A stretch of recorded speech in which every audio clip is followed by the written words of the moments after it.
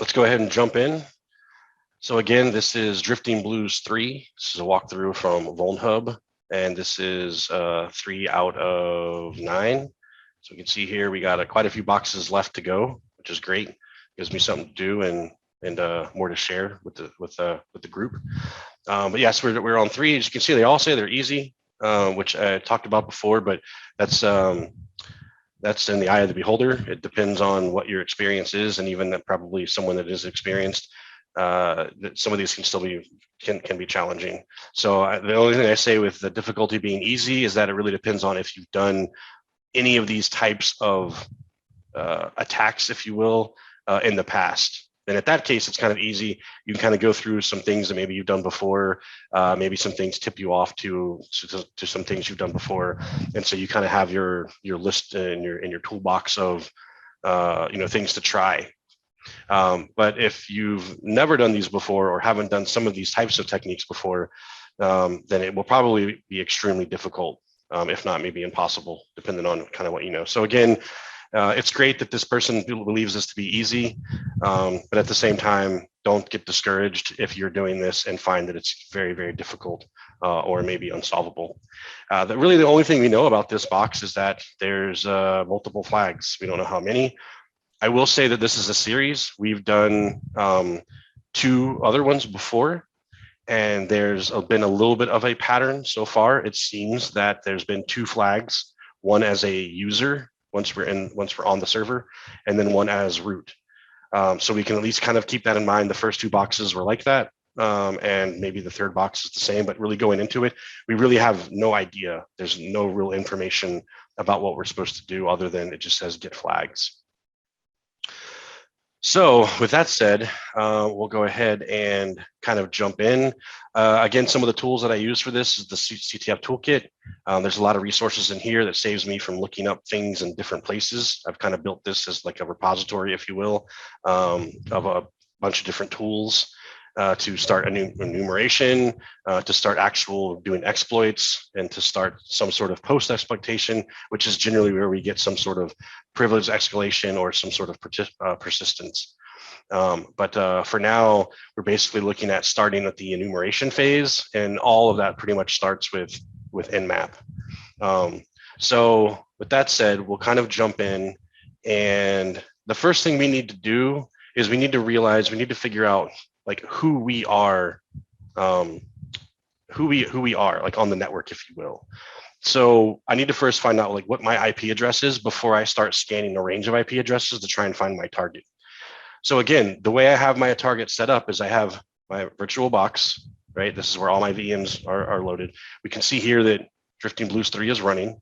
And generally the way that these walkthroughs or these vulnerable boxes work is that you spin them up, and you can kind of see here that this is the terminal or the shell from this box running. So I loaded the DriftingBlues 3, the OVA, into VirtualBox. And then when I started the VirtualBox, it brings up a terminal window, and then the box is running. So this is DriftingBlues 3 running. And this is about where this ends pretty much, and the interaction from the VM world. So from here on out, we're going to be looking at this from the outside, trying to get in. We're not going to try and log into this screen. We're not really going to do anything else with this. This just tells us that the box is in fact running. And obviously that's important. We need the box to be up and running before we can actually attack it. But we have to find out what that is, because this isn't giving us any information. I can't log in because I don't have the credentials, username or password. And I don't know what the IP address is for this box. So I can't even start trying to attack it because I don't even know where it is. So that's where the Nmap is going to come in. And there are a few other tools that you can use to try and discover a target on your network. But for me, I'm going to use Nmap. But before I do that, I need to first figure out what my IP address is, and basically what is the IP address that I can expect to possibly see from my virtual box.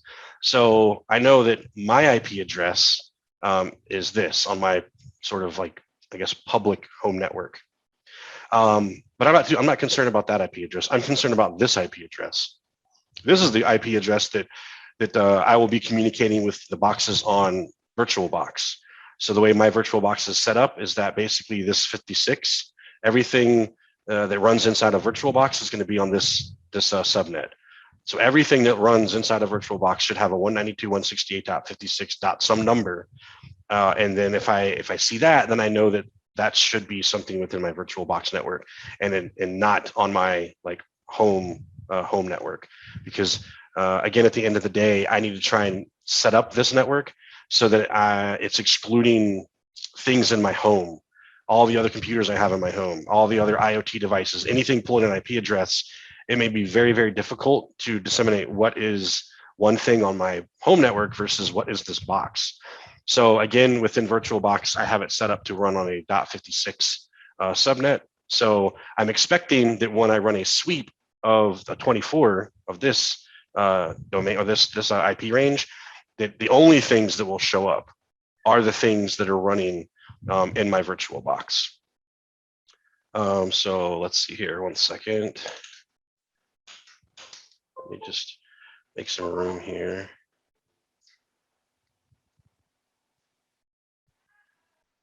All right. And welcome anyone else that's showing up. Okay, so the first thing we're going to do is just we're going to run like a basic Nmap. And you can see here, this is the sweep that we're doing. We're just doing an SN, which is basically like I believe like an ARP or ping sweep. And all this is going to do is just say who is on this network, who is on this range right here. And the /24, for those, again, just getting into networking, you guys will learn what that is, but basically it's just going to give us the range of the addresses. And so I should expect to see, at least me, I should expect to see this one because that's me. And then anything else that shows up is going to be my target. I only have one other box running. Again, I've segmented this away from my home network, so I shouldn't see any .1. And then sure enough, we get one other thing running here. So I know that the way I have this set up, I know without a doubt that that's my target. I know that this IP address is coming from this box right here. So maybe part of your setup, part of the setup is part of the challenge, but typically once you get it working, all future boxes generally kind of work the same if you set them up that way. But for my network, I have them running in host only. So the boxes that I have spun up, they do not have internet access. That can possibly make things a little challenging. But at least I know that it's very easy to find.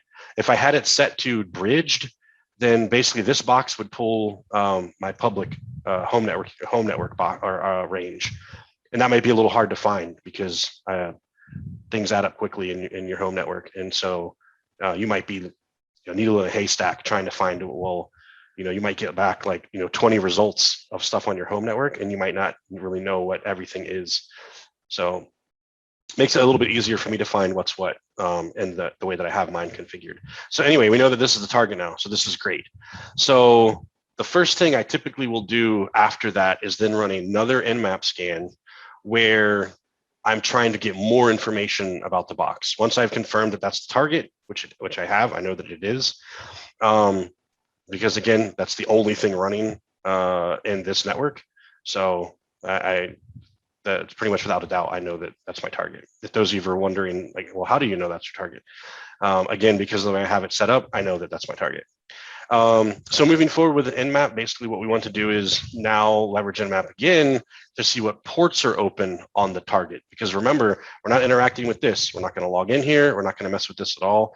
We're going to try and attack this as possibly an attacker would from the outside that just sees this as an IP address. And then from there, we need to start trying to figure out possible ways in.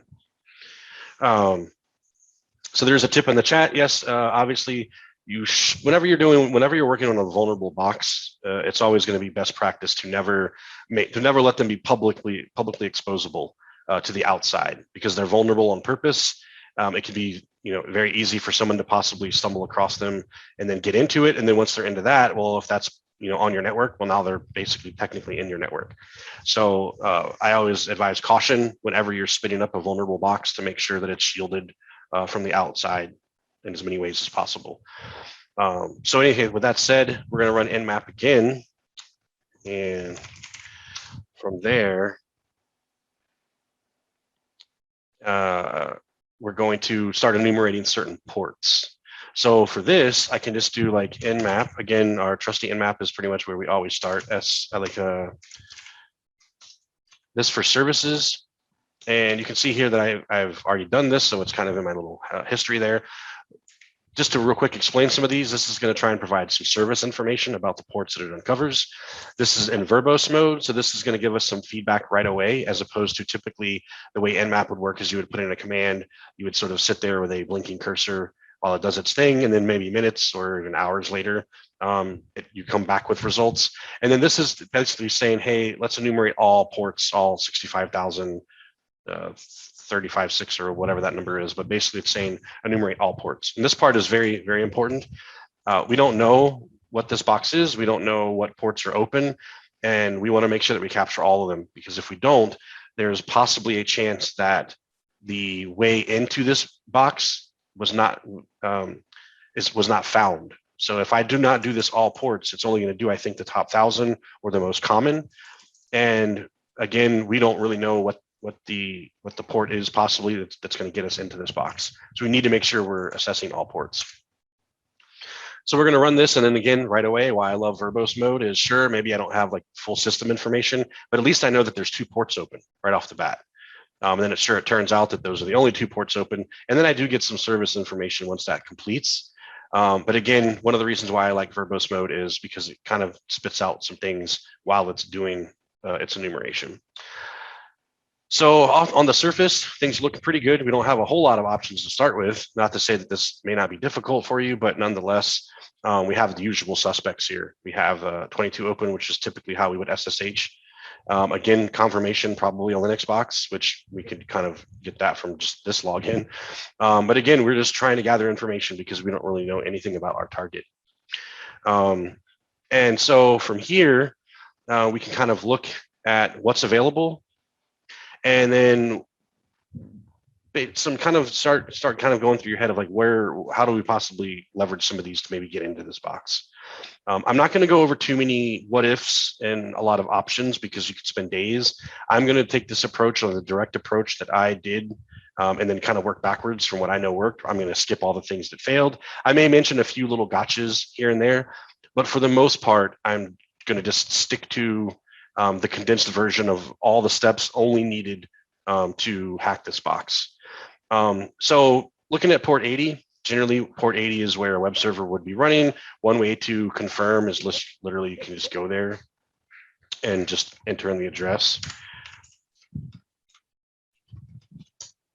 And sure enough, we have a website. I know that this isn't, some website on my box. So I know that this is the website being hosted off of our target box. So we have a little bit of information here. We know Nmap said a web server is running. That's great. We confirmed that we went there. A little bit of information about the web server itself.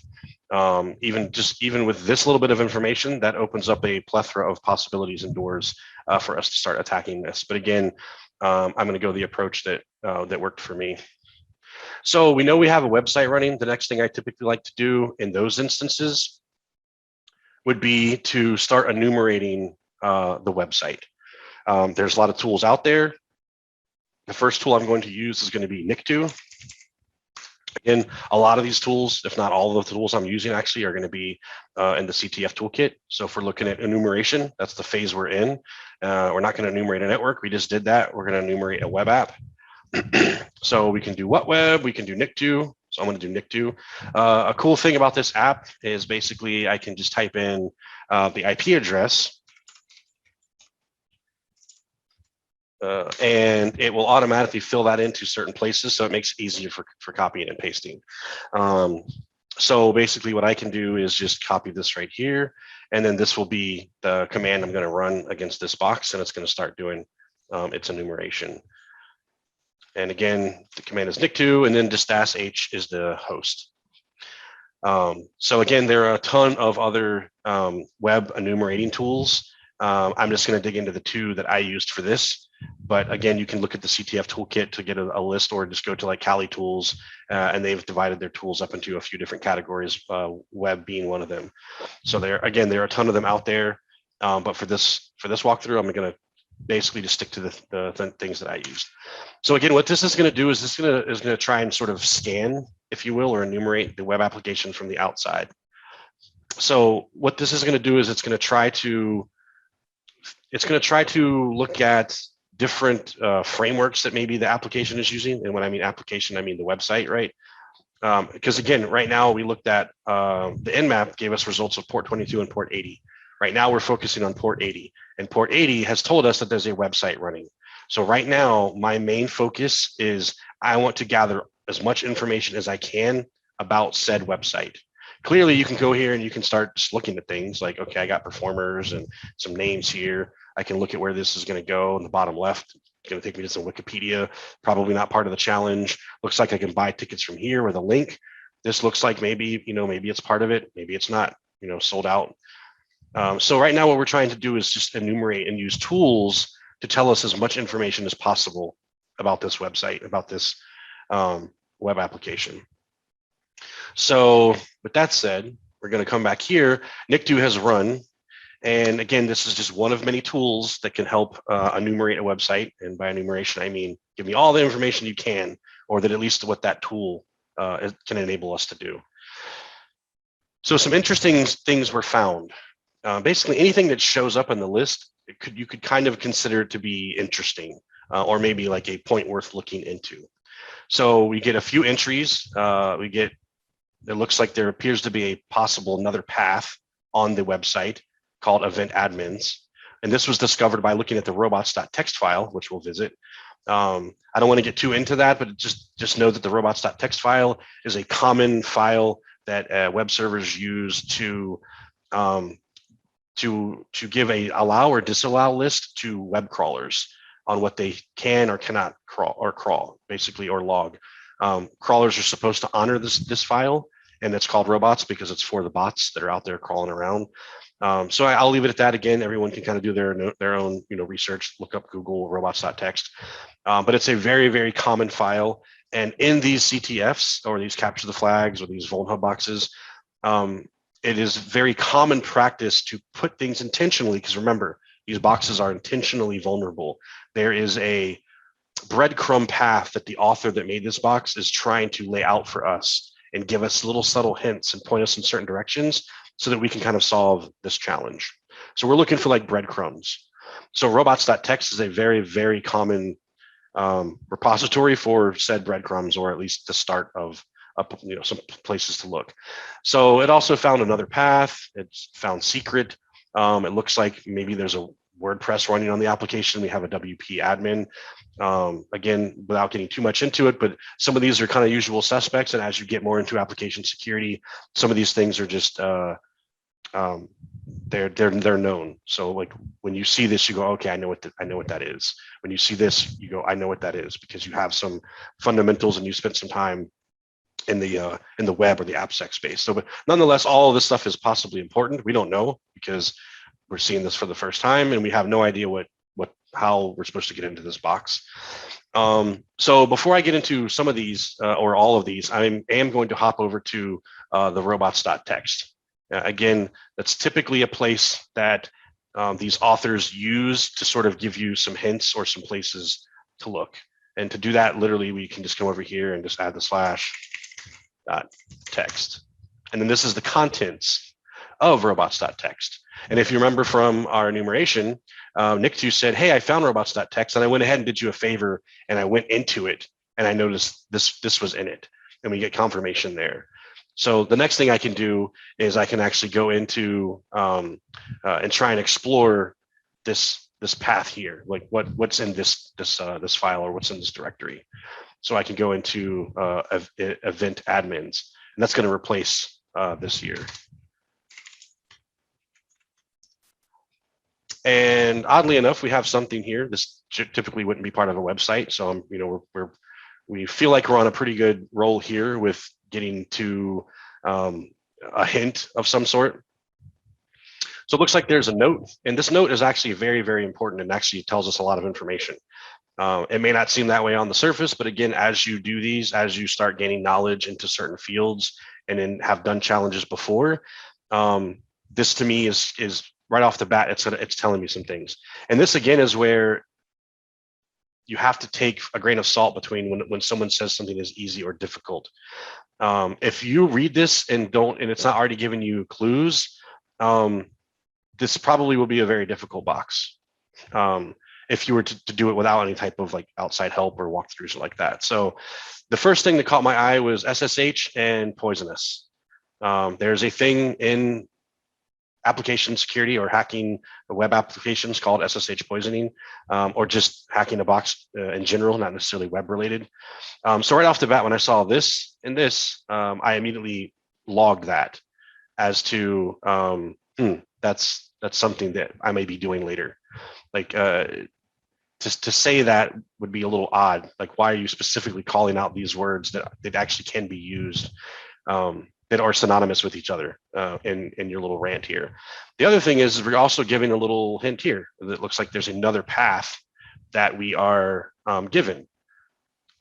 So we're going to again, we're going to follow the breadcrumbs. So I'm going to copy that and then replace that with this. And now we have another sort of blob of text.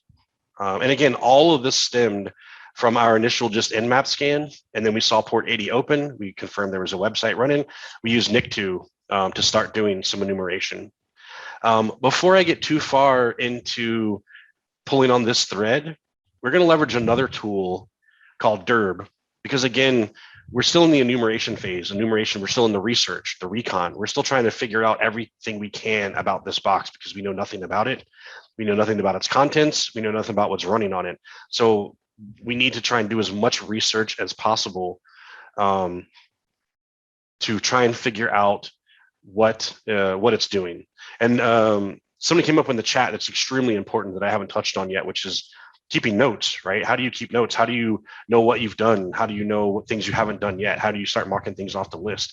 For me, I use a thing called cherry tree. And so you can see right here what my cherry tree looks like for this box. I like it because of the way that it sort of is tree-ish. You can do branches, sub-branches, all the way down. This is how I keep my notes. There's tons of different tools out there. You can use something as simple as Notepad. I don't care what you use, as long as you use something to keep notes. Google Docs is great. It's free. You can access it anywhere. I use Cherry Tree. It comes in Kali. It's also standalone. You can go and download it. And there's a Windows version. I'm not sure, maybe a Mac version, but I know there's a Windows version and I know there's a Linux version. But nonetheless, Dante, yes. This is Linux girl. Cyber. Wait, who just posted something? Cyber Katie Man just posted on general chat, and he wanted to know where he can download the VM. Did you put it on the meetup? I thought. Yeah, the VM is in the meetup page. If you go to the meetup page, there's going to be a link to the DriftingBlues box. Oh yeah, it's on the very. Or you can go to VulnHub and search DriftingBlues 3, but there is a link to the box on the meetup page. All right. And then, did you get from there you can get the OVA, and that's the box that we're working on right now. So, Cyber Katie, you got it right. And it looks like someone posted the link in the chat as well, so you can. Oh, okay, good. All right, thanks a lot, Dino. So notes extremely important. Whatever you use, I just use something, so you can always go back and see and check things off. So again, I use Cherry Tree. Right now, I'm trying to do most of this from memory, which is why I haven't been necessarily referring. Plus, I don't want to give some of it away. But in any case, so again, like I said before, we're still trying to enumerate or research, recon the web application, because we know that there's 2 ports open, 22. That's typically used for SSH, which we could go down that path. But again, I'm not going to go into too many of the what ifs and the couldas and all the other things to try. We'd be here forever. So I'm just going to go over some of the things that I tried. And then I will touch a little bit on some red flags and some gotchas that some of these boxes may throw at you. So I think it's worth mentioning. And that's why I'm going to bring up the next tool, which is going to be dirb. And again, dirb is a tool that you can use to try and enumerate web applications. What dirb is going to try and do is guess things like this, guess paths that the web application may have, but I can't see them because there's no menus. This application doesn't have a menu. There's nothing for me to click to kind of visit around. The only way I know of these paths are because we were kind of given a hint in the robots.txt file. But outside of that, there were no other links. There was that ticket link, that kind of took me to a dead end, but there were no other menus to click around on. So I have a very, very small scope of the actual application. So another tool we can use is going to be dirb. And basically think of this as a tool that's going to go through a list of possible paths. So it's going to go through like thousands and thousands and tens or if not hundreds of thousands of potential paths that may exist. And the way a web server works typically is that if you go to a path or file and it exists, you'll get a response back of, we'll just say, to keep things very easy, we'll just say 200. Any other response may be an ignore or maybe something that the tool deems isn't important. So if it comes up with, in its list that it has that it's going to use, if it starts iterating through that list and it says, let's try and visit /admin, and the server says, something other than a 200, that it's kind of telling it, oh, okay, maybe this doesn't exist. Let's move on. If it says it's a 200, and again, in server world, that's basically means, okay, it's good. Here it is. It exists. Then it will log that to the screen and then keep moving. So again, we'll use dirb. You can see here I've done it, but this is the command for that. Also on the CTF toolkit. So if you're not sure where some of this stuff is coming from, again, from the beginning, we're in enumeration, right? We're still trying to figure out things about this. And we're on a web app. And we're going to ignore web app or web app. We did nikto. And we're going to do dirb. And again, since I've already entered in my target over here, it kind of fills in, it does some of the work for us, excuse me. So for here, we can just see that this would be the simple command. I can just copy it and then run that. And again, your IP address may be different. You have a different network. Maybe you have your virtual player set up differently. I can almost probably guarantee you that this is not going to be the IP address for your target. So that's something important to maintain if you're trying to follow along. But regardless of the target, everything else you can follow along, you would just replace your target or my target with your target. But nonetheless, basically, we're going to run dirb. And again, dirb is going through its list and then taking that list and hitting the server with it and then seeing what the server response is. And depending on the server response, it's going to come back and say, basically yay or nay. There's a lot more going on, but just to keep it simple for the walkthrough, that's basically what I'm looking for, are these 200 sort of responses. And again, without going into too many of these red flags or rabbit holes, the author intentionally set up a lot of these to try and distract you. Because again, if you've done these boxes before, or if you've done any challenges before, right off the bat, you see that there are what appear to be a plethora of possible places to start trying to attack, mostly around like the CSMs and things like that, like our WordPresses, our Drupals. Oh, we have a directory here called secret. Maybe there's something there. Maybe there's not. PHP my admin, is there like a way I can log? And again, there's just a lot of different things we can start looking at. And I don't want to focus on the what ifs or what didn't work. However, I will show you one thing where you may come to realization sooner than later that a lot of these are just trying to throw you off. Let's just say we'll take this /secret. So dirb thinks that it found a file or a path called /secret. So we will try that. And then we'll come back to this one here in a minute. And then this is what's here. So is this code? What is the meaning of this? Because is it here just to fool me or waste time, or is there actually something here? This is what's fun and what's also infuriating with these challenges, because everything is on the table. I always equate these to like escape rooms. You don't know in the beginning what is part of the challenge or what is just part of the environment, what is just there. So you kind of have to look at everything and inspect everything you come across, because you literally don't know. Is this a code for something? Is there some key or some cipher that I'm not aware of that's like the A cipher, and I have to look it up, and depending on how many A's are here, does it decode to something? You literally you never know. But I'll save you guys the trouble. You don't need to worry about any of those. So we'll go back for now to what I know, again, to focus on what does work, the breadcrumbs that I know work for this application. So we will clear this for now and go back to our little note here we were given. Now it appears, and again, in these other series, this is 3 of 9. The previous boxes had something very similar where we were just given some, what appear to me maybe lyrics. I haven't done enough research to know if these are actual lyrics to a song or not. Maybe that's part of the challenge. But what you will find is that you always have to look under the surface. There are some things that are always more than meets the eye, for those old farts that maybe watched Transformers as a kid, but part of the slogan was more than meets the eye. And a habit that you should get into when enumerating or doing research or recon to a web application is always checking the source, right? We should always get in the habit of looking at the source, because you never know, because in web world, there's a way that I can hide stuff. There's a way that I can hide stuff on the screen that just looking at this, I wouldn't be able to see. But if I kind of peel back the cover, I may be able to see something that isn't there. Maybe it's some commented out code, which is very common. Or maybe it's just something clever that the person is doing to blend into the page that I can't quite see from this view. So we'll look at the page source.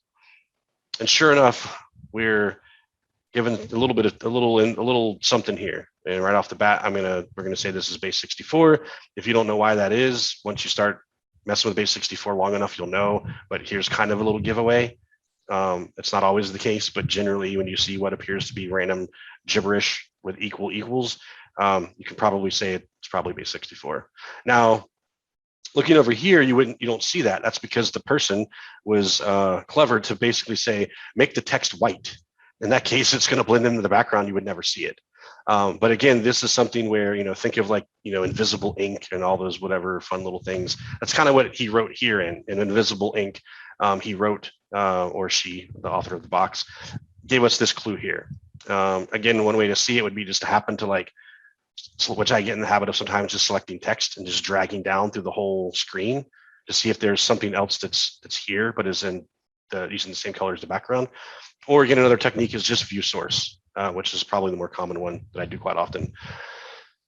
So here we have what appears to be base 64, and there are probably thousands of base 64 decoders on the web. I went ahead and built one, or programmed one, if you will. So we can just pop this over to here and we can just decode intruder and then more base 64. So we're gonna see what this is about here and see where I pull on that thread, see what's happening. We'll try and decode this. Okay, interesting. So this appears to be another path, a possible custom path, because nikto didn't find it and dirb didn't find it. And again, those are two tools that are used to kind of like enumerate a web application. So it didn't find it. So without this extra help, I would probably never have found this path or this page. So again, it appears that we're on the right track for the way the author intended us to do this. And again, if you're looking in the chat, there's tons of places to go to look at base 64 decoders. I highly suggest you could write your own. You can probably do like a 1 or 2 liner in Python to write one. Every language has a library or something you can use. Super fun. One of my first many Python scripts I wrote actually were on the hacker side or related to that. And actually random password generator was one, and then a base 64 encode decode was one of the other ones. But nonetheless, once you get it decoded, you're left with this. And basically, again, just kind of follow along. We should be always keeping our notes, right? We checked robots. We found this here. You can see I highlighted some key things. We went here. We found this. And then we ran it through base 64, and then that basically decodes to this. And then the next step is basically us just venturing on over and going to that path. And you're presented with this. Now, when you first load this, when you first have spun up your box, you're not going to see all this text. This text is a log, which I'll get into in a minute, that has just been filling out because of the box being running and me attacking it. But you will see this here. You will see this information. And you will see probably a small snippet of maybe some log text, which we'll get into in a second. So again, mileage may vary on what you see. Mine's going to look different because the log has been running for longer. But you should see this something similar to this information here. And again, this poison word has popped up now. I'm not going to read this whole thing, but here we are again with this sort of poison word and SSH. And so again, this is driving home that I believe that this is going to be how we're going to get into this box, or at least get our initial foothold. So what we're going to do now is, outside of a whole bunch of Googling to look up SSH and or poison, what we're looking at here is what appears to be an SSH auth log. So SSH, like many other things, any type of service or server, there's usually a log that's running, and the log is capturing data and then spitting it out somewhere. And for whatever reason, again, this is an intentional vulnerable box. I couldn't imagine this ever existing in the real world, but for whatever reason, they have chosen to push this log or display this log on their website. So we're going to be able to sort of leverage some known issues or exploits that we can do when we are presented with this situation. And specifically also the fact that the word poison keeps coming up, it's probably going to lend towards maybe a way that this has been configured. Again, in a vulnerable fashion, obviously intentional for this box, but maybe in the real world, something became configured unintentionally and it was vulnerable. But nonetheless, this is a legitimate, I guess, a technique that you can use to gain access to a system or run remote commands, which is what we are going to do. So after you do enough Googling, if you're not already familiar with SSH and poisoning, you should eventually come across the idea of SSH log poisoning via like LFI for like local file inclusion, or RFI, remote file inclusion, or RCE, remote code execution. But usually those will probably be sort of synonymous with some form of SSH, poisoning. And basically what's happening is at the SSH auth or the SSH service is just running a log. And anytime someone tries to log in, it's going to log it. If there are other jobs, we can see here, there's some cron stuff, which we'll get into later. But essentially, it's going to log something. So anytime someone tries to access SSH, it's going to log that someone tried to access SSH. And again, when you first come here, it is not going to be this long. It's this long for me because the box has been running for a long time. And I've been attacking this for, I don't know, for like 4 weeks now. So there's a whole lot of stuff here. One way to test if, in fact, this is working correctly. Remember, this is logging SSH auth or attempts. So if I try and SSH into this box, I should see my attempt in this log. And that's another sort of, I guess, proof, if you will, of whether or not, one, the service is doing what I think it's doing and doing it in real time. Because I don't know if this is just like a still shot. Again, assuming when you first come here, there's very little data. I don't know if that's like static and that's just what's here. Or I don't know if it's dynamic in the sense that if I do something, does it cause the log to react? And then do I see more data in the log? Well, the answer to that is yes. But before I knew that, I had to test it somehow. So what I could do is just come over here and I can just say something like SSH and then hackerman. You can see here what I tried. And I'm going to try and just SSH into that box. Again, this is the target. And I'm going to try and SSH. We know we can, well, at least we know we can attempt to because we saw port 22 open. So it appears that SSH service is running, and it appears that we're looking at an SSH auth log being pushed to this part of the page. So I'm going to try and log in. It's going to deny me for various reasons, but for now, that's not important. What's important is, do I see that attempt in this log? The easy way to look at this, it will be to view the source page because it's going to format it in a more readable, legible way, right? So this is what, if you were to look at the source code, you'd probably maybe have like this much data. And then again, you would see this, the normal source of the page that you're looking at. So I'm going to scroll all the way down because your entry should be at the bottom. It's done in time. I'm going to scroll all the way down and I'm going to see if I see an entry for hackerman. And I don't see one yet. So I'm going to wait. And this is also part of the process because we can see early on that there's a cron job running. We don't know how often that's running, but actually, if you look at the timestamps, it's running every minute. So we'll just wait a few more seconds to see if a minute has passed, and I'll refresh. And then I'll scroll back down and I'll see if hackerman is logged. And sure enough, it is logging SSH attempts. So two things I've learned. I've learned one, this is not static content, that this actually is pushed. This is actively pulling data from the SSH log and displaying it.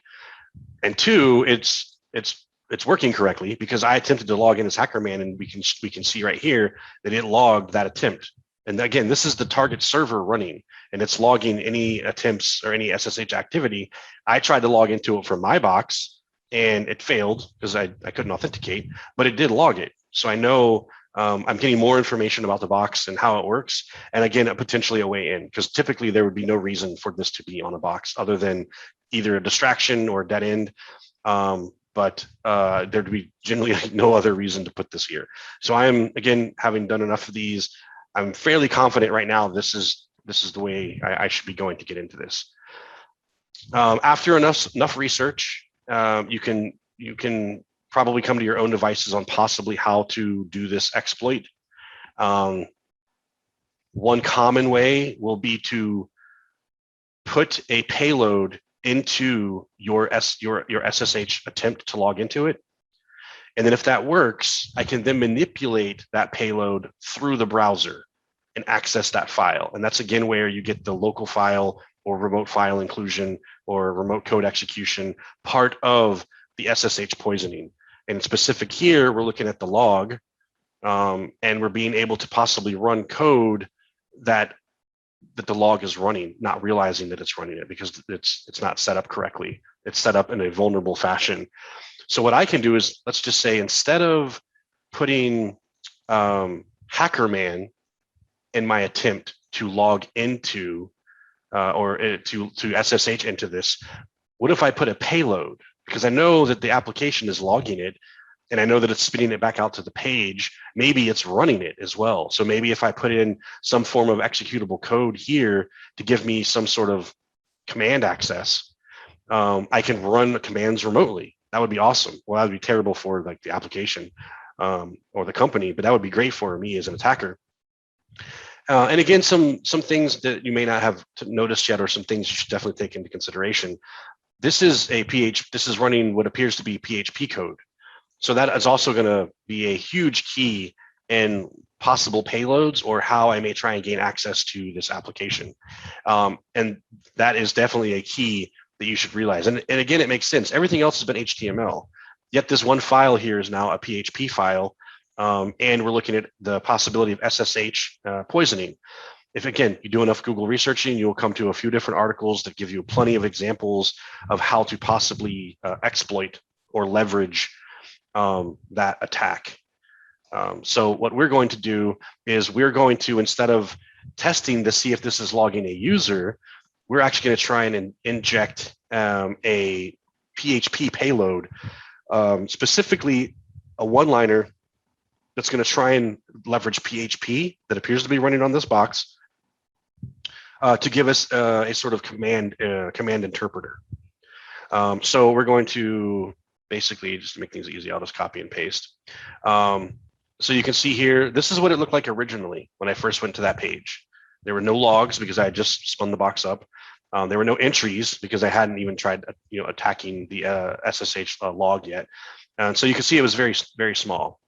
And again, I have some articles listed here on some things, but just do a Google search, and you'll find a couple different examples of how to try and quote unquote exploit this. So again, this time, instead of just saying, hey, let's just see if it's going to log HackerMan, we're gonna try and run this and then see if it logs it. And if it doesn't, or at least maybe just see if we can then start doing some manipulating through the browser to get output to the browser that can tell us whether or not to confirm that we are in fact able to run remote code execution on the box. So what we're going to do is we're going to come back over here, and we're just going to paste our command. And what it's doing is it's saying SSH. Normally you would give a username, but we're not. We're giving it an actual PHP payload. And this PHP really is just saying, hey, for those that maybe do or don't know PHP, the simple form of this is just saying, hey, let's access the system to run some sort of command processor or CMD. In this case, you can think of it as like bash, basically being able to run certain commands that would respond back to us in the page. So we're going to try and log in with it. Again, like before, we expect it to fail because that's not a valid user and we haven't put any credentials. But again, that's not the point. The point is we're going to see if it logs this.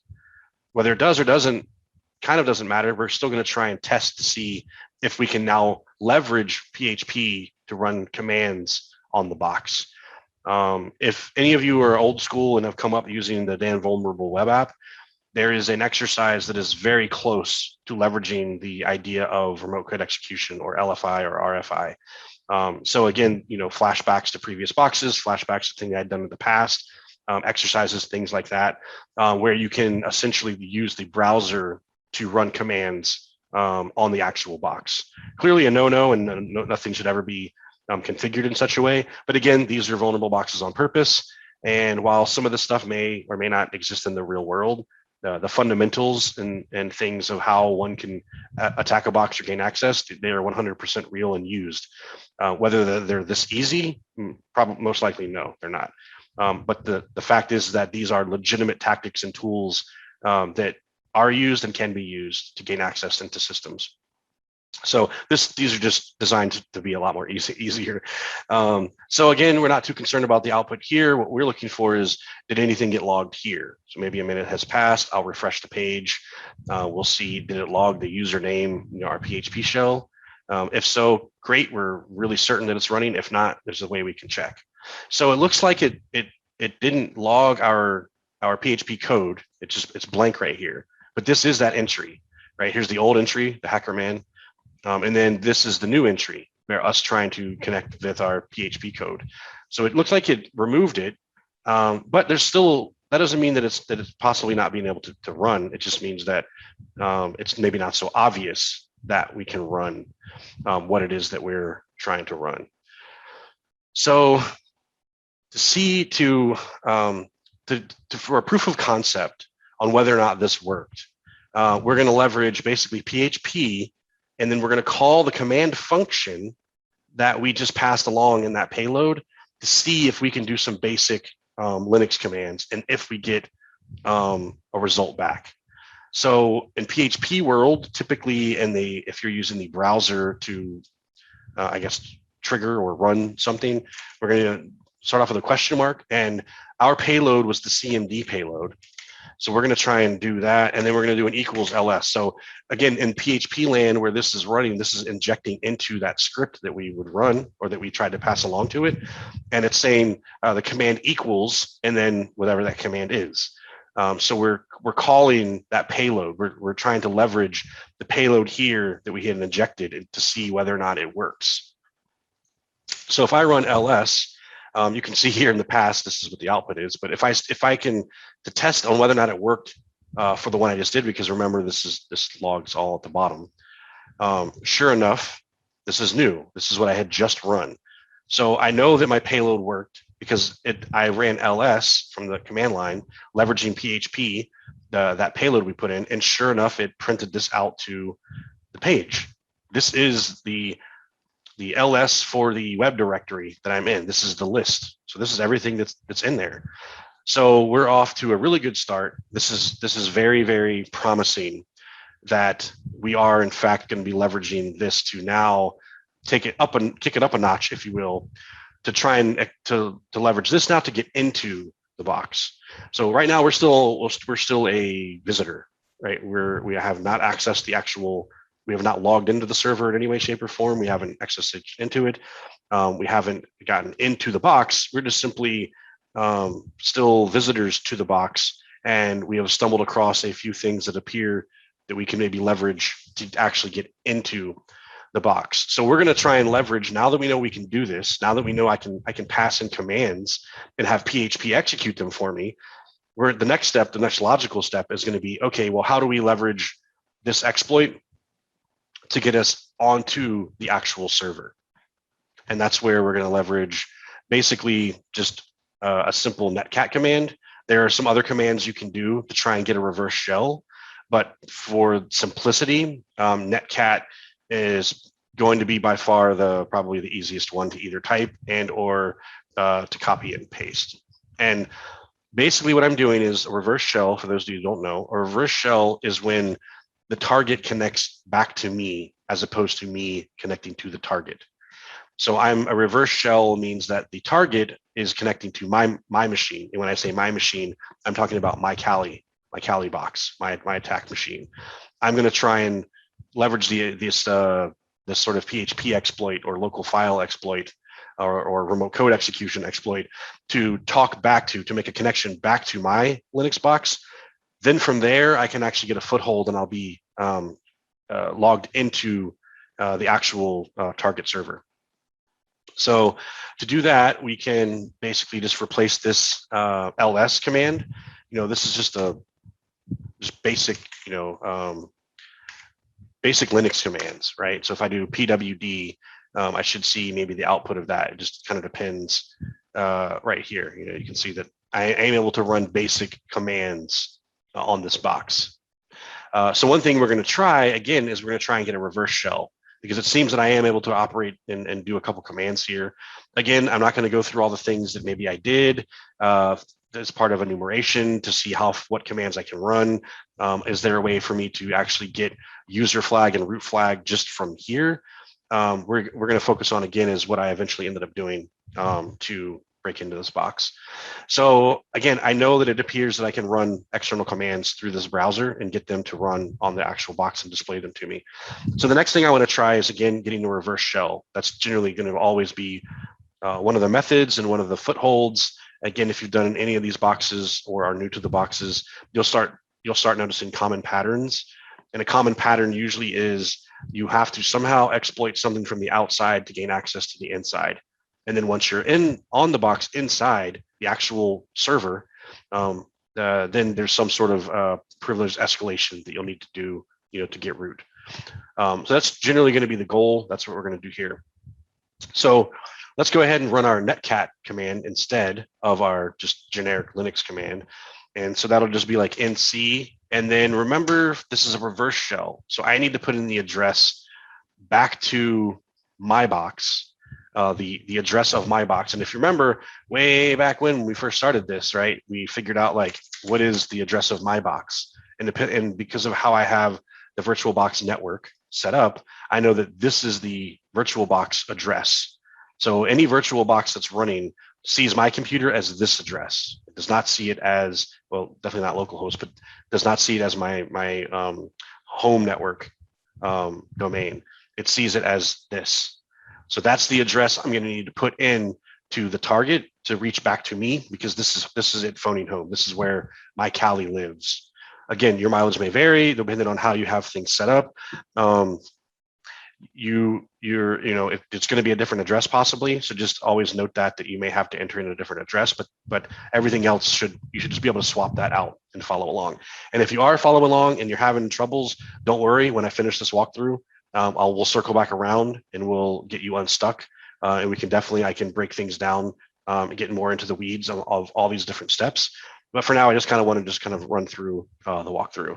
So in any case, now that I know who I am, my target, I'm going to enter that address in. So 192.168.56.1. And then for the netcat reverse shell that I was able to find online, you're going to do E and then bin bash. And this essentially is going to give us a shell, a reverse shell. It's going to talk back to my box. And actually, I forgot an important part here. We need to give it the port. For us old schooler elite folks, we're going to use 1337, and make sure that's space in there. So again, we're running nc for netcat. We're using that to get our reverse shell. There are other things you can use, other bash scripts or other programs that may be on this box to run. This was just the first one that came to mind because it's easy. We're giving it my target address. This is the address of my Kali box. We have to pick a port because it has to make a connection on something. And I don't have a web server running. And this is just the actual command to get the actual like, sort of shell, if you will. So before I run this, I have to actually tell my Kali box to set up a listener. And so basically I'm going to leverage netcat, and I'm going to use these flags here to essentially say, long story short, listen to anything coming in over this port. I pick this port because I like this port number. And I also have to make sure that here that it's matching here. So I'm using whatever number I type in here has to be the number that I type in here. They have to be on the same port, if you will. So I'm basically telling my system to, hey, listen to anything coming over here. Listen for any traffic, whatever you want to call it, to listen. And because I'm explicitly saying, hey, phone home to this IP address, which is my Kali box, over this port, which is the port we're listening in on, run this command, that's how we're going to potentially get our reverse shell. So I'm going to run this. Again, we know that there's a lag of about a minute that has to happen, right? So I don't expect anything to happen here. I don't see anything indicating me that the shell is running. I'm looking over here. I don't see connected to. When this works, I'll see it connected to. But again, remember there's that lag. So from before, if you remember when I put in ls and I hit enter, it didn't give me the output right away. I needed to wait a minute. When I tried to SSH as HackerMan and I didn't see, you don't see that right away in the log. You have to wait a minute because there's appears to be some sort of cron job, which we'll find out. Plus, it's pretty obvious. It's actually on the page saying that there's some cron job running. So we need to wait a few seconds, I think specifically a minute. And then I can come back here and refresh. And if all is well, I should see what appears to be like a connecting, and I should actually get some different information here.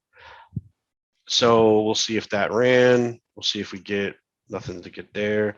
Let me just copy and paste in case there's not enough spaces. In case something isn't running right. So we'll go over here just in case. And copy and paste this just in case it decides not to run, but it should run. Maybe we'll wait another minute. I don't think it's running though. Yeah, if it works, you'll notice right here. Oh, actually, it's because I didn't press enter. There we go. Now it's listening. New mistake. I just happened to look at the chat and I see it says hit enter. Yeah, so now we'll wait and then we'll try a refresh and then we'll see if we get a connection. It's always a simple thing. So now if you notice here, it doesn't appear to be loading the page. It sort of seems stuck. And that's, if you've ever done a reverse shell, this is how you know you won. You see this thing appearing to be like stuck in a loading process because it's running that command. And then sure enough, we have this confirmation here that there's been a connection to us from unknown. And again, this is all possible because of the fact that we're able to leverage PHP externally through the SSH. So there's a lot of things actually happening wrong on this box and allowing us to do this. But regardless, that's it appears that we're on the right path. Now, again, for those, this may be the first time you're doing this, whether you're following along or this happens to be the first time you've done a reverse shell and you have your listener working and we've made a connection and you're presented with this and you're just like, well, I don't know what to do next. Now we have a shell, and I won't get into too many details of what that means, but we basically have a way to communicate with our target, our host, because we're actually on the server now, or we're interacting with the server internally. So we've gone from a visitor to the website through a vast, I guess, gross misconfiguration of the server to allow us to run remote code to get us a remote connection. But we're left with like a very, very basic quote unquote like shell, which means that I can type ls and I'll get output, but I won't be able to do certain things. Like if I hit up, I don't get ls again. I get garbly goop. And certain commands won't actually run at all. Sure, maybe I can do present working directory. Who am I? That's very, very important to know. I'm data. For those that you know in Linux world or web world, data is generally the user when you've created like I think just a web server in general, or it's just part of the Linux distro to manage the web directory folders and things like that. So very common when you gain a shell through the web that this is the user that you are. But outside of that, this just kind of looks terrible and it doesn't have normal functionality. So to do that, we're going to try and leverage something like a Python TTY shell. So we can just like which Python to see if Python is installed. It is. It appears that it's probably just regular Python 2.7 or whatever. And again, going back to maybe if you don't have certain things like memorized, we can come back to the toolkit and we can go to where did I put my TTY exploits? Maybe. Persistence. Yeah, here we go. We can leverage the Python version of that shell, leveraging this right here. We're going to try this one and see if we can leverage Python to give us a traditional shell that you may be more familiar with. It might still be limited, but at least it'll be a little bit more traditional, and you'll see what I mean by traditional here in a second. So I'm going to run this Python line. This is just a one-liner, and basically it's just saying, hey, import the spawn a shell. And now you'll notice now my shell looks a little bit more traditional. It kind of gives me who I am at the domain of the box that I'm on, and then the path that I'm running, said things on. So now we're making a little bit of headway as far as to now we're on the box, which is disastrous for the admin, but great for us as hackers, because now we've gone from just looking at the website from the outside as we're actually like on the box running commands on the actual server. So this would be disastrous for the business, the company, or just the person that maybe this is a personal website or whatever it is. We are on the actual box now. And have access to all the files in a limited fashion for now.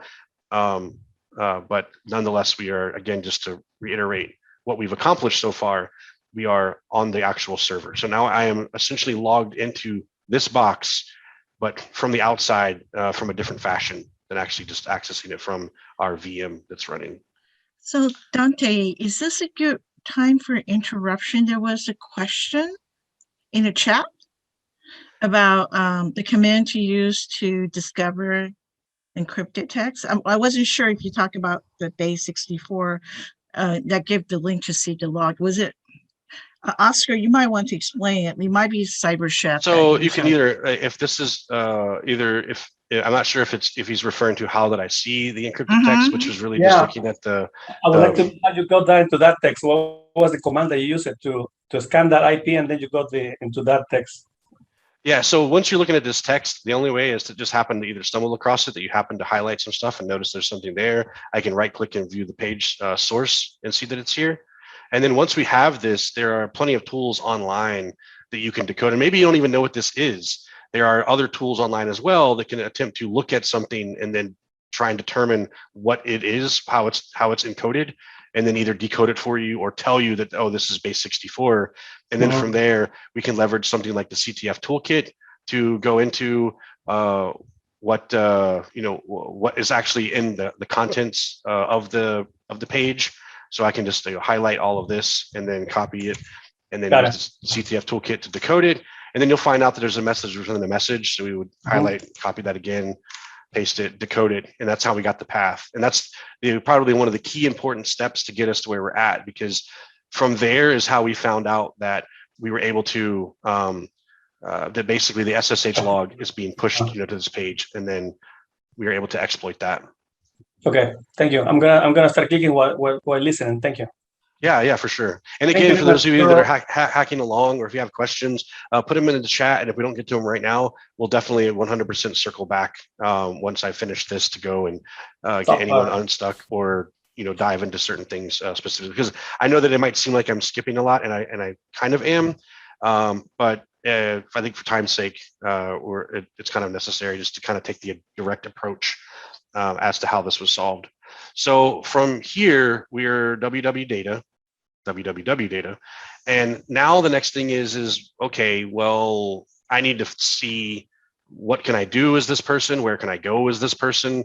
We know that, that the author has quote unquote flags on the box. That's generally the whole idea of these capture the flags, is to find them and open them and confirm that it is or isn't a flag, and then kind of move on to the next. Again, we weren't told how many there were, but from previous boxes of this series, there were 2. There was a flag that you would get as a user, and there was a flag that you would get as root. So I'm just taking kind of in that tradition to expect to find 2 flags. One is a user. I don't know who that is yet. We'll find out very soon.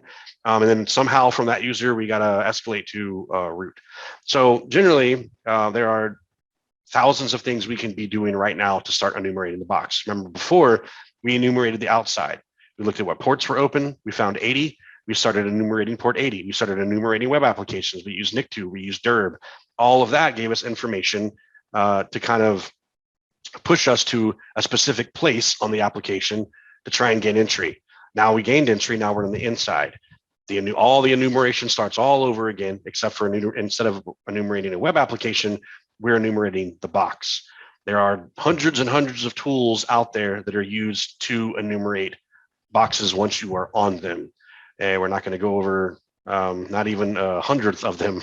We are going to run some super basic commands that I suggest maybe starting with before digging into all these different tools that are on GitHub and in Kali. That's a bazooka to a knife fight. Let's just start simple. A lot of these boxes, sometimes you may overcomplicate. A lot of these boxes, simple works. And so we're going to take that sort of tradition. So the thing I would probably normally, the first thing I would normally run besides like where am I, who am I, what list, what files do I have access to, is just something simple as like a sudo-l to say, what can I run as sudo? And right off the bat, I find that I can't run anything. So the next step is I'm going to go, let's go home. Let's figure out what's in home. And again, this is just simple enumeration. I'm not using tools. I'm not trying to install something that's going to run to test, what vulnerabilities may exist on the box. Those are valid. Maybe you end up using those for some challenges, but again, we don't need to do any of that for this box. We can just use basic simple Linux commands to try and figure some things out here. So it looks like in home, there's a user called Robert J.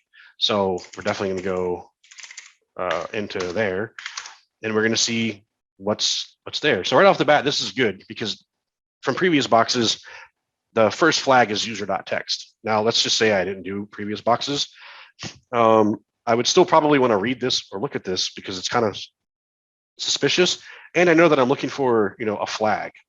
So I'm going to cat user.txt. Unfortunately, permission denied. I'm going to guess that since this is in Robert's folder, I need to be Robert to open that file. So first challenge inside the box is I got to be Robert. I got to find a way to be him. And again, simple commands. It looks like I can maybe get into his SSH. So I'm going to go into there. And I don't see anything. I don't see any keys, but that doesn't mean that I maybe can't create one for him and then log in as him. It could be that simple, and sometimes it is. And for this box, it is. Now, to do it is going to be a little tricky because of the limited shell I have and who I am and the permissions that I have as www data. First of all, let's just say like nano, maybe that I would use. Doesn't even, I can't run that. So I can't like create something or copy and well, you'll see. It's hard to explain, but there are some things that I have to do in such a way because of the way that this user is configured and what this user has access to. It'll make sense in a minute, but nonetheless, it appears that I could possibly just make a key for him and then log in. Because remember, our first immediate goal is to try and open that text file as Robert. So one way to be Robert is either one, try and guess his password, sudo up to him, or change users to him, which maybe that's possible. Maybe his password was on the website somewhere. There's a lot of maybes. But for now, again, I'm going to go the approach that worked for me. So the way we can kind of do this is we can create keys on the Kali box, because I'm essentially going to have to kind of create like a public-private sort of handshake, right? That's how we can SSH. That's how we can SSH without having passwords. For anyone that's done anything with like maybe AWS, you create your key, you save it on your box. It's kind of on the server. And then when you SSH in, you're using that key. And then the server says, oh, I recognize this key. It's in the like allow list. And you have permission to get in. Now, at that point, I still don't know what Robert's password is. Maybe I can change it, but we probably won't even need to worry about what that is. For now, let's just say the next step is go ahead and generating a key on my Kali box, and then we're going to do a clever way of getting that key on the target box. And then we should be able to just SSH in as Robert. and then hopefully open that file and see if that's our first flag. So to generate the first key, we can just do like a SSH and then keygen, and then just enter through some basic stuff where it's going to put it, all that stuff, passphrase, and then boom, we should have a key. So if I just do like the, you can see here and CD into our SSH, and we can see that now we have an ID in a public. And so what we're going to do is we're going to take the public key, we're going to cat out the public key, and we can see that it's this blob right here. I need to get this over to the target box. And again, just generic Linux commands, nothing crazy, nothing special. Just knowing how the Linux OS works and where it puts things, we can just kind of use that to kind of our benefit, and to know how things work and how we can kind of securely log into from my target box. Because remember, we're sort of living this dual life, right? Here's my Kali box over here on the right hand side. This is my Kali instance I'm running commands on, and here on the left hand side is actually the target box that I've hacked into. But I'm this sort of low privileged www data user. There's not really a lot that he can do at all, and that's kind of the point. He has a very specific job in Linux world, which is generally around web stuff and that sort of thing. And we know that I need to try and be Robert, because Robert in his home directory has that user text, and we're fairly certain that that's going to be, a flag. So basically what we want to do is plant our key in Robert's SSH folder, so that when I try and log in as him, it will match, and then the target server will let me in. And then now I'll kind of have escalated my privileges in a way that I will no longer be www. I will be Robert. So that's what we're going to try and do here. And to do that, though, I kind of have to do it in a echo type command, as opposed to like a nano and then paste sort of command and then save that file. So the first thing I have to do is actually create the authorized keys file, which is what Linux would use to allow me, or any SSH connection. So we're just going to do, again, simple Linux commands. And now I should see authorized keys in that directory. And now we will do some copying and pasting to make things easy. But basically, I'm just going to take this here, and I'm going to copy it because that's the key. And remember how it works is we got to have that same key. That's how I'm going to authenticate to the server. And I'm going to echo, and then parentheses, I'm going to paste. And then I'm going to do, what did I grab? Kali, let's see here. Hold on. 1 second. Oh, I think that's like new line. Kali, and then do double quote, and it's just formatting it weird, I think, for we'll find out in a second if it works. But, and then we need to send this to authorized keys. We'll see if that worked. And it looked like that worked. Yes, we can see here that our key matches. Does it have that? Are you supposed to have that cat authorized keys there? Is that part of the file? Or it's not part of the. It's not part of the file, but the way this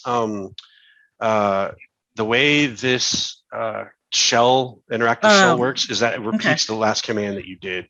Okay, that's right. But yeah, that is something to note. And if this doesn't work, we can look at it. Yeah. But that's the way this interactive shell works. That this is actually not part of the file. It is just showing the last command that ran and then pushing the contents of the file.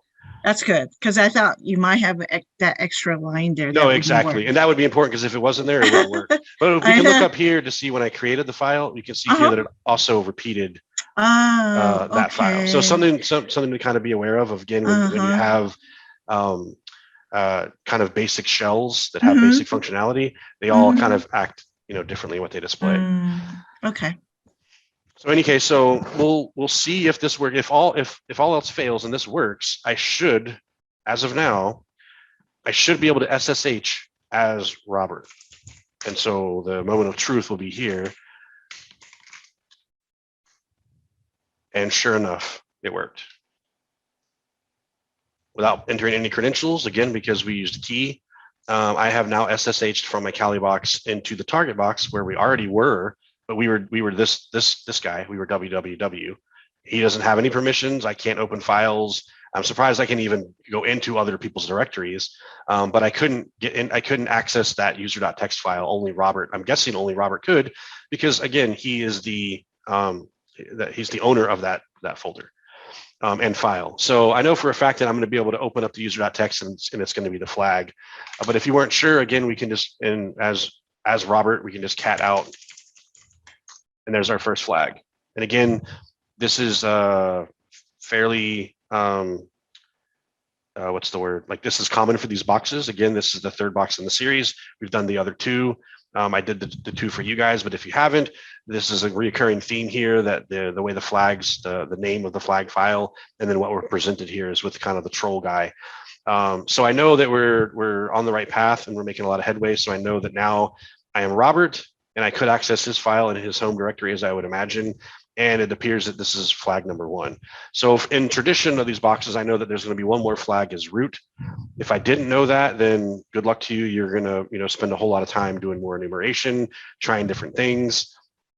But again, we're sticking to the script, and we're basically what I did and the things that worked for me. So now with Robert, we're going to rinse and repeat, right? So keeping things simple, some commands that we can do to try and get a list of some things that we can maybe run as root is sudo-l.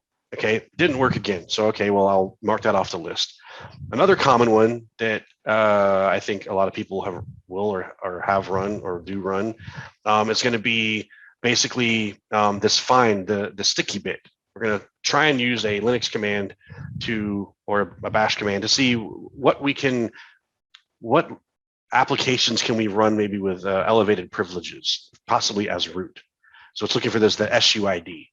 So what this is going to do is just this command here is going to say, hey, find all the things that, I'm paraphrasing, find the things that are possibly running as root or that I can run as root.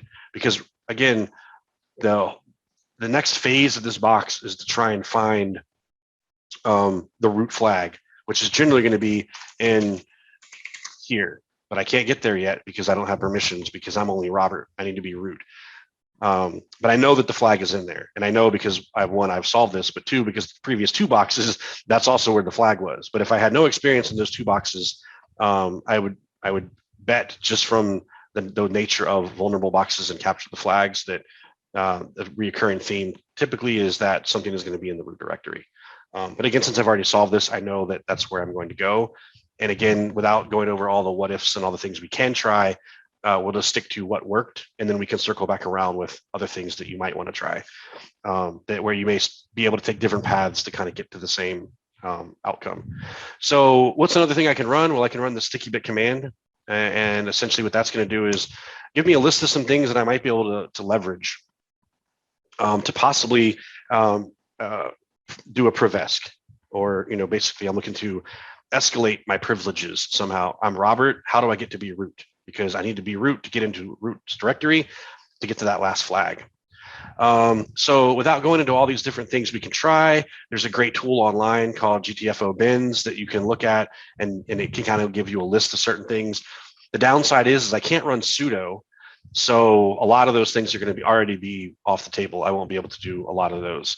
And basically, you just kind of maybe rinse and repeat and just try some things, do some research, look around, see what things do. I've never really seen this before in a list of doing either sudo l or finding the SUID. So it kind of caught my eye. And in my notes, I highlighted that. And one thing to do is just run it and see what happens. What happens if I run get info? Get info, and if I type it right, and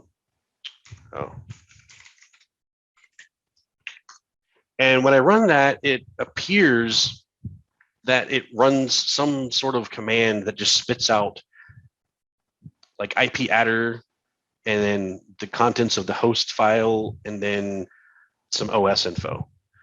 But again, kind of knowing that I don't know of anything that exists like this on Linux. This most likely is a custom script.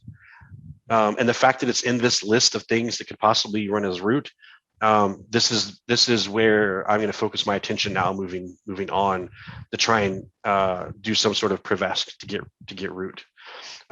So one of the things that we can try and do is we can try and somehow inject a root shell into whatever this command is doing. So I can't really see what the command is doing yet, but I can try and inject something into this by leveraging a couple different things. One, I can just sort of try and leverage how to put this, like what the process that is being called and running and what it's doing. So if this is in fact running like IPA or adder or whatever it is, if I can hijack the IP command or the hosts command that's running this, or whatever command is being done to run this, what is this, like maybe like uname or something that's spitting out this information. If I can inject a root shell kind of payload into that, then when that command runs, when this runs, it will actually trigger my payload. I know it probably sounds convoluted. It is. But nonetheless, this is what ended up working for me. On some of these boxes, you may find there are multiple ways to solve it. This is just kind of what worked for me. And actually, this was the part that I got hung up on the longest, was trying to figure out a way of how do I attack what this script is doing? How do I inject my payload or my shell as root? Because I can run this as root, or it's running as root because it's in the list of things that can run with elevated privileges. So if I can somehow gain access to what this is doing, then there's a good chance that I'll get root access.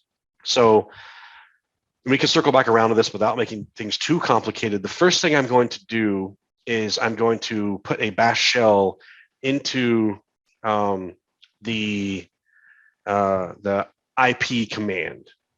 And then it'll make sense once I actually, once we kind of run it and then go from there. So the first thing I can do is I can just do a simple little command that will put a shell into IP.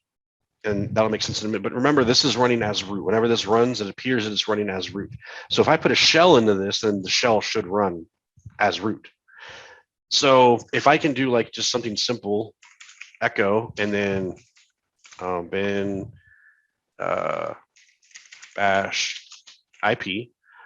So that's just going to basically send it's going to take bin bash and put it into IP. Now if I ls, I should have IP. If I cat IP, it has bin bash. That's great. So now the trick is going to be, well, how do I get IP to run when I run the get info command? Because I'm fairly certain get info is just doing like is running this. If we look at the contents, it's like a 1-for-1 match. It looks like it's literally what that's doing is just running that command. And I'm trying to hijack IP. Like when I ran IP right now, I didn't get root. And if I run user bin get info, I didn't get root. It's running the same thing. So how do I get, how do I kind of inject my bin bash disguised as IP? Because remember, the first part of that command is IP. The first part of this command is IP. So if I can hijack IP, my shell will run when trying to run IP adder. More specifically, it will run when trying to run the user bin get info, which is what I'm trying to target here. So one thing we can do is we can do a common technique if you've ever run into like environments or it's trying to set environment variables in any operating system. Basically what an environment variable will do is that you can kind of set a variable that will be run at the environment level that all things can kind of access, or that will access when trying to run something. So again, I know it might sound convoluted and complex, you can look it up, but basically with a little bit of Google search, if you're trying to figure out like how do I do environments on Linux, the export path command will come up.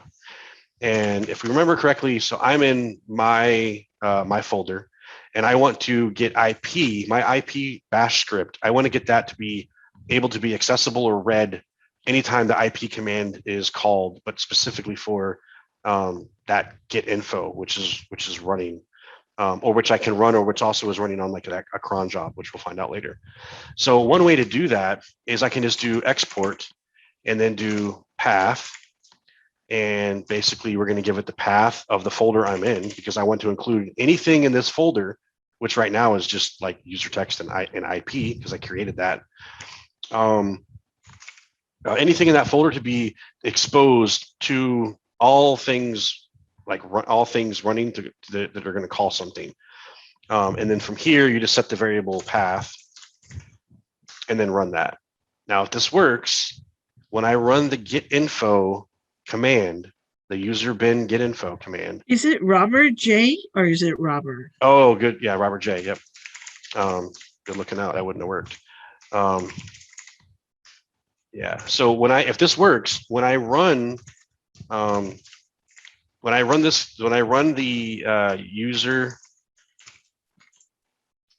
this command, because I've set the contents of Robert to be in the environmental path, that anytime, and I set this specifically a file called IP, and in that I have my bash script, and it turns out that basically we know that the get info is running as root, so that basically when it goes to call, because remember correctly that it looks like it's calling IP adder to show me this first list, because remember the get info, all that does is it shows us three things. It shows us the IP address info, it shows us host information, and it shows us OS information. So we could possibly hijack any one of these three services that are being run, or commands that are being run, to show us this information. I just picked the first one because I knew right off the bat when I saw it, like what it was probably running, which again was some sort of IP function. So I thought that, okay, if user is going to try and run the IP, if this file, this user bin get info being able to be run as root is calling IP adder, if I hijack the IP command, and instead of IP, whatever that function is doing, it puts in a bash shell, and it's being run as root, then it should give me a root shell. Again, I'm sure this sounds convoluted and complicated. It is. This is by no means easy. Again, going back to the box saying that it's easy, that is only depends on if you've done these things before. I have done some of these techniques before. I have done this similar technique before on other boxes, not exactly this, but having to set environments, having to hijack other commands, all sort of, when you do enough of these boxes, you kind of get a sense of deja vu on some of these.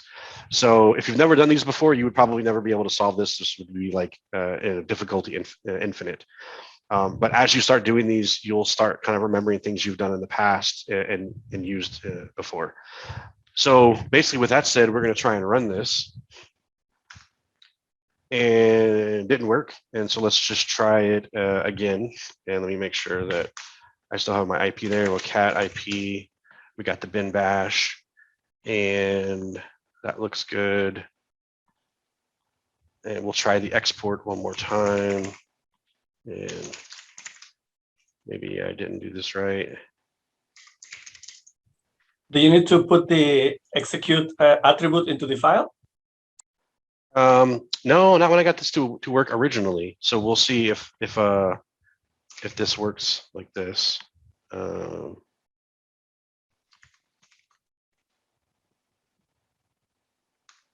That, and then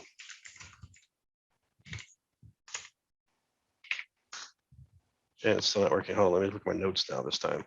So what did we do? We that Do you first one. have to specify /user? You just specify /Robert J, right?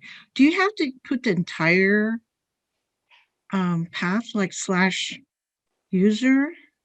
I'm looking at my notes. I think I did look at, so saw this was there. Get info. We did our echo, our bin bash. Yeah. We see IP is there now. and I'm in Robert's directory. Oh, Well, look at the execute attribute, the and, X attribute. let's see. oh yeah, char says the /home, right? Not /user, but your notes worked, right? Yeah, hold on. Let me see. I wouldn't say it's about the execute attribute. It's in your log, but it's not in the ls that you just ran. Oh, okay. Let me see here. And I'm in. Oh, hold on one second. Let me. Yeah. Let me go. Yeah, I'm in here, and I have IP in the list, but let's see here. Yeah, I think I maybe missed a step in my notes to have that run by everyone.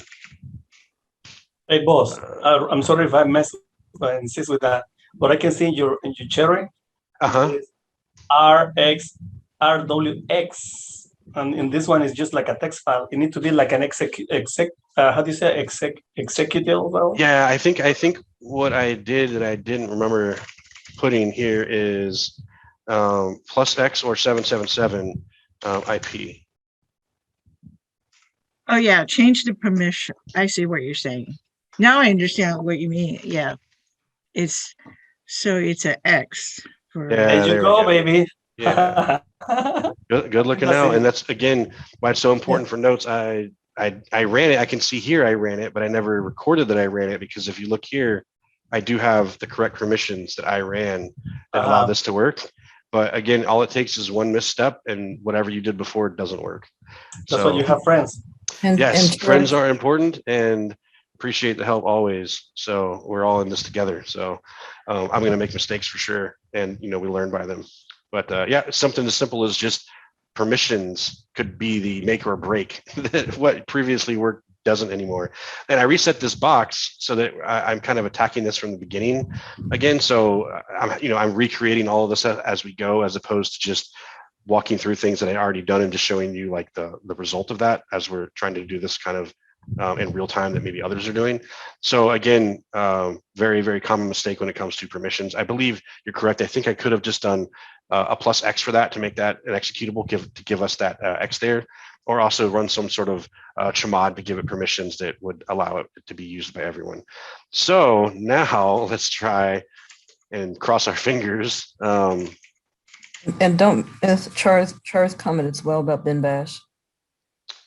Yes, and yeah, I don't think I'll try that. I don't think I need to. Maybe I didn't have that, but why isn't this working? Let's see here. Let me think, because we added that and it still is apparently is running that. So when you cat IP, you had bin bash and then export path, the one that we're looking at on the left side. And then you included the path as part of of the IP. Yeah, but when I cat IP in my notes, I have bin bash. So that should be, so that matches the contents that I had. Export path, and then home. Type in Robert E. And then we need the colon, and then put that in there. And then because the IP is in there, and that's running our bash shell.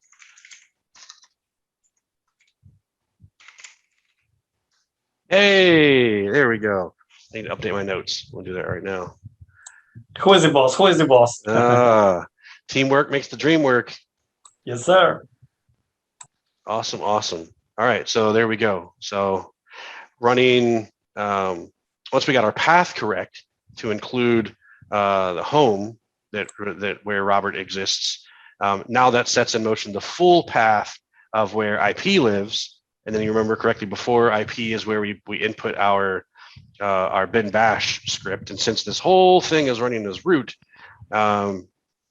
basically Bob's your uncle, we run that, and you can see here we no longer get out the IP address information. We get our bin bash shell. So now from here, we can cd to root because that's just where I know we need to go. And then we can look in here and see, sure enough, we have root.text. So we can cat root.text. And then there's finally the root flag. That is 2 of 2. And that is the walkthrough for DriftingBlues 3.